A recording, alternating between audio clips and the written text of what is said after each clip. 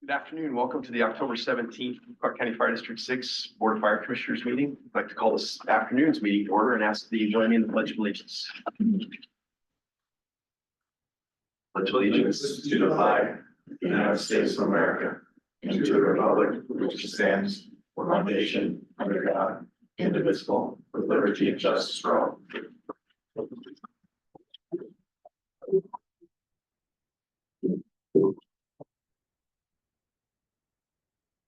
At this time, I'd ask for any additions to this afternoon's agenda. Potential of changing the December 17th meeting date. Okay. Under new business here.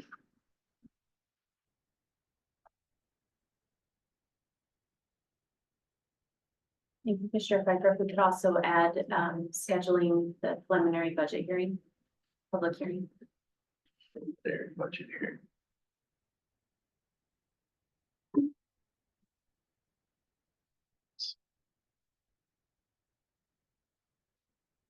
We'll need to read, approve, post as necessary the minutes of our October 2nd board meeting. So moved. Second. Moved and seconded. All those in favor? Aye. Correspondence this afternoon in the packet. I didn't see anything. Citizen communications. Citizens viewing this afternoon's meeting on YouTube can communicate directly with the board using the chat feature that will be monitored throughout this afternoon's meeting. Committee reports. I see Risk Management Group, Commissioner Haynes. Yeah, we just had a meeting. I'll kind of just give the highlights. Our current agent of record, WHA, met with us, gave us some proposals to move to Fire Plus / Provident. They basically coverage are nearly identical, costs are nearly the same. They're trying to figure out the tail of some of our risk, some of our management liability insurance with VFIS, or going with a new carrier, and what the costs associated with that. But the good news is, moving forward, we will continue to have coverage. They're going to work on the back end on those claims. VFIS still owns those claims. It's just a matter of, are we going to switch and go to, anyway, they're working on it. So things are moving forward. Obviously, November 1st, we voted to move forward and give our agent of record some latitude to negotiate some stuff. Okay. So VFIS can negotiate. We haven't switched yet, I guess. No, that's correct. Yeah. VFIS owns those claims. Per our contract, they have to pay those out. Right. But no, We haven't switched yet, though. correct. We received a proposal. We had several carriers say no, they were not interested. And then we had one that said they were. They gave us a copy of that proposal today. They're fine tuning some things, like they missed a couple of vehicles that they're adding. So they just got it like 2 hours ago. So they are reviewing this. Good, thank you. But the actual renewal date's November 1st, so Coming up quick. we have the current one till then. Okay. Yes. I didn't see any other committee reports listed. There was an EMS District 2 meeting. I don't know if the chief was started on. Yeah, so they met on Monday. Really no action taken at this meeting. They scheduled another meeting in between, so we'll have a meeting in November where they're gonna try to look at expanding the board for EMS District 2 and adding a fire component to that, as well as Dr. Mock. So that'll be in November. November. All right.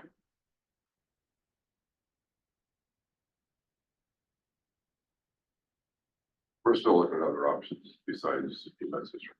Yeah, we're still working on getting a consultant to get options. There's a 1-year timeline, right? So Yeah, that this begins in contract January or- will be up the end of 2025.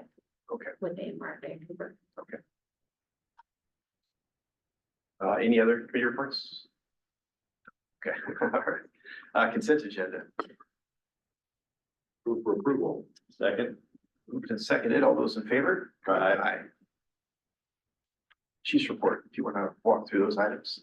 So September 2024 overtime summary was $241,162.79. That's down from our previous month, but still a little higher than we anticipate. The September 2024 budget performance report, we should have expended 74.9%. In fire, we've expended 59.8 and 61.6 in EMS. And for the facility report, I'll turn it over to Chief DeBerry. So, But I hit some highlights on 61 remodel. September 10th, we had a meeting with the county architect, fire district, GC, Burley, and had some lengthy discussions about fire barriers between the different occupancies of the building. And without going into a lot of detail, basically, we stopped a lot of work at that point, so we didn't incur additional costs if we had to undo some of the things they were going to do. So that work has been going on between the architect and the county for the last 37 days. They've been pretty much just doing pickup work at the remodel because of that delay. So it's unfortunate. I spoke with the architect just a few minutes ago, and they had submitted revised drawings. The county had made comments, and McKinsey had received those comments and resubmitted their corrections to the county. So it's back in the county's hands.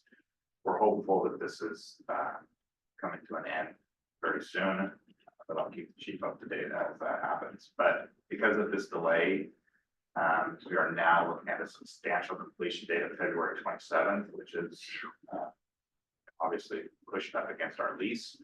So we're going to be developing a plan of what we're going to do for a workspace, because it's very likely that we're not going to hit the February 28th.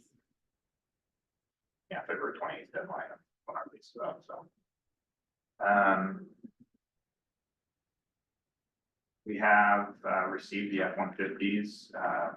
We've got canopies ordered for them, lettering ordered for them, and radios. So that process is going. Those two F-150s will go into the training division. The 63 storage building had a concrete repair done out here, so that's wrapped up now. And kind of in a nutshell. The tree south side. The trees on the south side, so we received proposals for those. I believe those, the chief has talked with the neighbor and work out those details, but anticipate that we'll be working on that next several weeks. Great. Any other questions? Thank you for the report, the update. Sorry, it's taken 37 days to get some approval to the county. I didn't see any old business listed. Moving on to new business.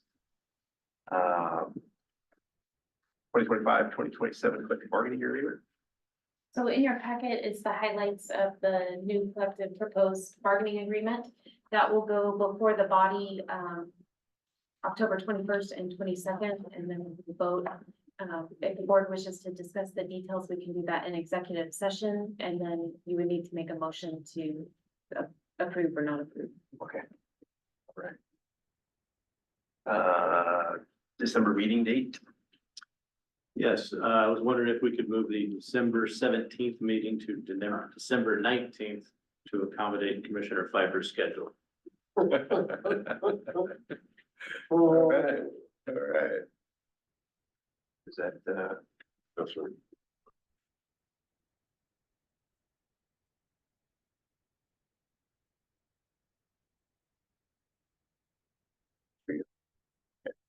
with that, I'll make a motion to move December 17th meeting to the 19th. Second. All right. Motion's been made and seconded. All those in favor? Aye. Aye. Thank you. The preliminary budget hearing. So the preliminary budget needs to be approved by the board, the second meeting in November. And in order to do that, we have the public budget hearing, meeting for the board. And that would need to happen the first meeting in November. So I just need the board to schedule that time. They'd like that meeting. You know, just, they are before, right? What time would we do now? Right, yeah, we set a time and then said when it was over, we'd do our regular meetings, we didn't have any space, is that right? So. Starting at 4 now, which is a change. And November 7th is our first meeting. It's a Thursday, right? Is that when you say it? Yeah, okay. And you could still start the public hearing at 4, Okay. and then your meeting, regular meeting to follow. Do follow immediately. There you go. Sure. Let's do that. All right. That requires a motion as well. Yes. Correct. All right, I'll make a motion to have our preliminary budget hearing at 4 o'clock on November 7th. I'll second that. Motion's been made and seconded. All those in favor? Aye. November 7th. All righty, executive session. The board will be moving into executive session this afternoon. That'll be in accordance with RCW 42.30.110 to evaluate the qualifications of an applicant for public employment or to review the performance of a public employee. That should last approximately 20 minutes. We'll reconvene at 4:30.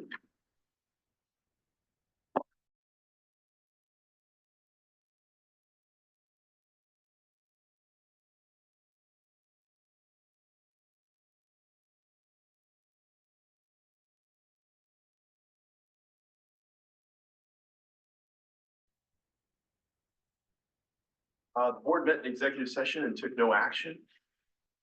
Mr. Chair, I move that we approve the 2025-2027 collective bargaining agreement between Fire District 6 and Local 452. I'll second that. All right.